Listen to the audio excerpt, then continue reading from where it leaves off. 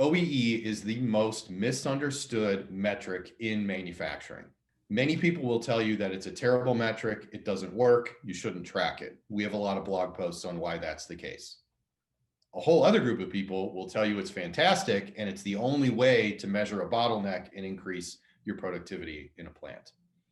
The reality is everyone uses OEE in a different way, and it means different things to different people. And that's okay, because ultimately OEE stands for measuring in real time the productivity of what's happening out on the floor. But you should think about very hard what it is that you want to measure. Do you want to measure the tried and true OEE out of the box on a work center, on a line, in a department, in a plant? Or do you want to focus on something else, such as planned versus actual? So did we hit the schedule today?